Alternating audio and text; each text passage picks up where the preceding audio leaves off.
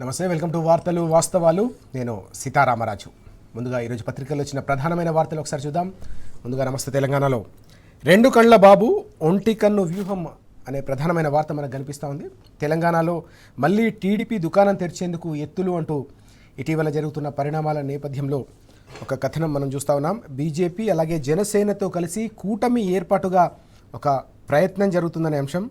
నమూనా పరీక్షగా మున్సిపల్ ఎన్నికల్లో జనసేన ఎంట్రీ, మంచి ఫలితాలు వస్తే అసెంబ్లీ ఎన్నికల్లో కూటమిగా పోటీ, రేవంత్ రెడ్డి జెండా గద్దెల వ్యాఖ్యలు గురువు కోసమేనా అంటూ ఇటీవల ముఖ్యమంత్రి చేసిన వ్యాఖ్యల వెనుక ఆంతర్యం, రాజకీయ ఎత్తుగడలు ఎలా ఉండే అవకాశం ఉంది, ఏం జరగబోతుంది, ఏం చేస్తున్నారు అని చెప్పి ఒక విశ్లేషణాత్మకమైన కథనం మనం చూస్తూ ఉన్నాం. రెండు కళ్ళ బాబు ఒంటి కన్ను వ్యూహం అంటూ ఈ వార్త ప్రధానంగా మనకు కనిపిస్తూ ఉంది. దీంతో పాటుగా సీఎంపై కేసు పెట్టాల్సిందే, అడిషనల్ డీజీకి బీఆర్ఎస్ నేతల ఫిర్యాదు అంటూ నిన్న బీఆర్ఎస్ నేతలు చేసిన ఫిర్యాదుకు సంబంధించిన అంశం కూడా మనం చూస్తూ ఉన్నాం. దీంతోపాటు అన్నిటికంటే కీలకమైన అంశం సైట్ విజిట్, అంటుకున్న బొగ్గుగని ముఖ్యమంత్రి చేతికి మసి అంటూ మరో వార్త. సీఎం ఫిట్టింగ్ సైట్ విజిట్, దీంతో తొలి లబ్ధిదారు రేవంత్ బామ్మర్ది అంటూ ఈ అంశం కనిపిస్తోంది. నైనితో పాటు సింగరేణి టెండర్లకు సంబంధించిన వ్యవహారంపై నిన్న హరీష్ రావు గారు మాట్లాడారు. ఈ మొత్తం వ్యవహారంలో తొలి లబ్ధిదారు ముఖ్యమంత్రి బామ్మర్ది అంటూ నిన్న హరీష్ రావు గారు ప్రెస్ మీట్లో కీలకమైన విషయాలన్నీ కూడా వెల్లడించిన సందర్భం. చీకటి ఒప్పందం లేకుంటే కిషన్ రెడ్డి స్పందించాలని కూడా ఈ సందర్భంగా హరీష్ రావు గారు డిమాండ్ చేసిన విషయాన్ని కూడా మనం చూస్తున్నాం. ఇక్కడ సిబిఐ దర్యాప్తు జరిపించాలని డిమాండ్ చేశారు. కమిషన్ల కోసమే సింగరేణిలో సైట్ విజిట్ సర్టిఫికేషన్ సిస్టమ్ను తెరపైకి తీసుకొచ్చారు. గతంలో ఇది ఎప్పుడు కూడా లేదనే అంశాన్ని కూడా ప్రస్తావించిన సందర్భం మనకు కనిపిస్తూ ఉంది. అనుయాయుల కోసమే విధానం తెచ్చారు. సీఎం బావమర్ది కంపెనీకి తొలి టెండర్, సిబిఐ దర్యాప్తునకు ఆదేశిస్తే ఆధారాలు సమర్పిస్తానని కూడా ఈ సందర్భంగా హరీష్ రావు గారు వెల్లడించారు. అవసరమైతే న్యాయస్థానాలను కూడా ఆశ్రయిస్తామని బీఆర్ఎస్ పక్షాన ప్రకటించారు.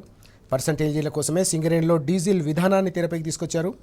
రేవంత్ సమీప బంధువు కనుసరణలోనే మొత్తం అక్రమాలు జరుగుతున్నాయనే అంశాన్ని కూడా వెల్లడించిన విషయాన్ని మనం చూస్తూ ఉన్నాం. ఇక్కడ ఇన్ఛార్జ్ సీఎండీలను పక్కన పెట్టి పూర్తిగా అడ్డగోలు వ్యవహారాలు నడిపిస్తున్నారని కూడా ఆయన మండిపడిన అంశం మనకు కనిపిస్తుంది ఇక్కడ.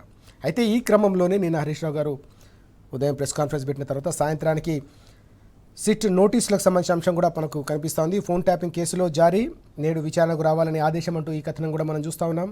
గనుల స్కామ్ నుంచి దృష్టి మళ్లించేందుకే సర్కారు ఆపసోపాలు పడుతుందనే అంశం కూడా మనకి ఇక్కడ ప్రధానంగా కనిపిస్తోంది. 2 ఏళ్లుగా డైవర్షనే నమ్ముకున్న ప్రభుత్వ పెద్దలు నేతల అవినీతి అసమర్థతను కప్పిపుచ్చుకునేందుకు రేవంత్ పూటకు డ్రామా అంటూ ఈ కథనం మనకు కనిపిస్తూ ఉంది.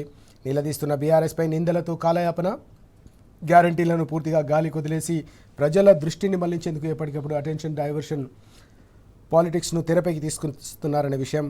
బహిరంగ సభలో తరచూ దిగజారుడు మాటలు, ఆత్మరక్షణలో పడినప్పుడల్లా తెరపైకి ఫోన్ ట్యాపింగ్, ఇతర అక్రమ కేసులను తెరపైకి తీసుకొచ్చి ప్రజల దృష్టిని మళ్లించే ప్రయత్నాలు జరుగుతూ ఉన్నాయి. తెలంగాణ సమాజం అత్యంత అప్రమత్తంగా ఉండాలని కూడా కోరిన సందర్భం మనం చూస్తూ ఉన్నాం. ఈ అంశంపైనే నిన్న బీఆర్ఎస్ వర్కింగ్ ప్రెసిడెంట్ కేటీఆర్ గారు కూడా తీవ్రస్థాయిలో ప్రభుత్వ వైఖరిని ఎండగట్టారు, తప్పుపట్టారు. కేసులు ఎన్ని పెట్టినా కూడా రేవంత్ను వదలమంటూ ఆయన స్పష్టం చేశారు. బొగ్గుగాని కుంభకోణం నుంచి దృష్టి మళ్లించేందుకే సీఎం డ్రామాలు అంటూ ఆయన మండిపడ్డారు. బామ్మర్ది స్కామ్ బయటపడడంతోనే వణికిపోతా ఉన్నారు.